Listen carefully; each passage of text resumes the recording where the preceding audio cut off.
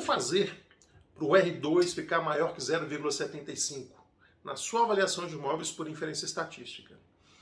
Olha, se você é engenheiro, perito avaliador de imóveis, você sabe que o método de inferência estatística é o método comparativo mais robusto. Tanto é que os bancos públicos, Caixa Econômica Federal, Banco do Brasil, Banco do Nordeste, Banco da Amazônia, etc., eles somente aceitam o método de inferência estatística. Eles não aceitam o método de fatores, exatamente por ser um método mais robusto, mais preciso, mais exato, que leva em consideração a quantidade maior de parâmetros estatísticos. Bem, o que significa então o R2 ajustado ou o coeficiente de determinação? Quando você faz a avaliação por inferência estatística, você insere no software as informações da sua avaliação.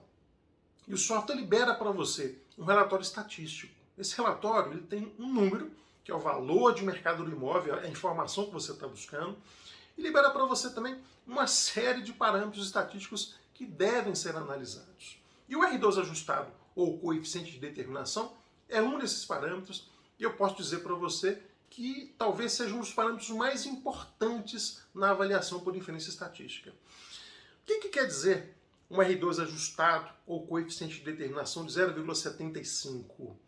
Isso quer dizer que 75% dos resultados da sua avaliação são explicados pelas configurações que você escolheu, de amostra e variáveis. E que 25% desses resultados podem ser explicados por configurações que você não usou na sua avaliação. Mas, professor, como é que a inferência estatística consegue me explicar isso? É uma coisa mágica, né? Não, não é mágica. É estatística. Não está dentro do contexto aqui, vou explicar para você a teoria estatística e os cálculos que são feitos para se chegar nessa informação. Mas é isso sim. A inferência estatística, através do R2 ajustado, ou coeficiente de determinação, consegue mostrar para você que um percentual do resultado está sendo explicado por questões que você não utilizou no seu trabalho. Então é isso. Um coeficiente de determinação de 0,75. É isso que os bancos exigem, Caixa, Banco do Brasil e os demais bancos públicos, apesar de ser um parâmetro que não é exigido por norma técnica. Ou seja, a NBR 14653 da BNT, ela fala que você deve observar o R2 ajustado ou o coeficiente de determinação. Ele fala só isso. Mas não coloca um limite nesse parâmetro. Então, em teoria, um R2 ajustado de 0,50 seria aceito. Porém, olha só, como é que eu, cliente de um laudo de avaliação, vou aceitar um trabalho que metade do resultado é explicado por aquele trabalho?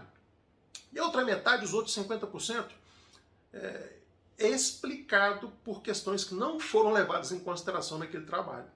Então, apesar de ser um parâmetro não exigido por norma, o cliente pode sim determinar qual o valor do R2 que ele aceita para o trabalho que você entrega para ele. E os bancos fazem isso. Então, os bancos não aceitam um R2 ajustado menor que 0,75. Ou seja, eles querem que pelo menos 75% daquele resultado seja explicado pelas configurações que você utilizou. Agora, como é que a gente faz para aumentar esse R2, para que ele seja o mais alto possível, e, claro, sempre acima de 0,75? Bem, isso é resultado de uma amostra muito bem selecionada, uma amostra de imóveis que você vai usar na comparação muito bem selecionada, e também de uma escolha adequada de variáveis. Mas, professor, como é que eu faço isso? O que é uma amostra adequada? Olha, é uma amostra de imóveis que tenha um contexto parecido com o contexto do avaliando. Eu vou explicar para você aqui um exemplo didático apenas, tá? Você vai avaliar um apartamento de classe média num bairro já estabelecido e tradicional da sua cidade. Então você vai buscar uma amostra de imóveis, 25, 30, 40 imóveis, naquele bairro e nos bairros ao entorno que também tem aquela mesma vocação. Bairros residenciais de classe média já estabelecidos. Essa é uma amostra coerente dentro do contexto do avaliando. Mas se você usa, por exemplo, na sua amostra, apartamentos Minha Casa Minha Vida, na periferia, no área de expansão urbana, a sua amostra não vai estar coerente. Se você usa apartamentos de classe alta, nos melhores bairros da cidade, você também vai ter uma amostra que não é coerente. Então, o seu coeficiente de determinação, o R2 ajustado, vai cair. E com relação às variáveis, professor? Olha, quais são as variáveis que você deve escolher para o seu modelo de avaliação. Você tem a sua amostra, que já foi bem escolhida, pelo que eu falei com você agora há pouco. Quais são as características dos imóveis da amostra que explicam as diferenças nos preços desses imóveis? São essas características que você deve utilizar como variáveis no seu modelo de avaliação.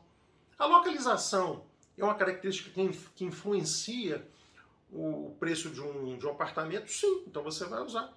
Padrão de acabamento é uma característica que influencia o preço de um apartamento? Sim, então você vai utilizar. Quantidade de vagas de garagem, padrão da área de lazer do prédio. Então, as características dos imóveis da amostra que explicam as diferenças de preços, essas características você vai transformar em variáveis e vai usar no seu modelo de avaliação de imóveis. Então é isso. Como fazer o R2 ajustado, ou coeficiente de determinação, ficar maior que 0,75? Uma amostra de comparação coerente e uma boa escolha de variáveis para o seu modelo de avaliação. Gostou? Até a próxima. Tchau!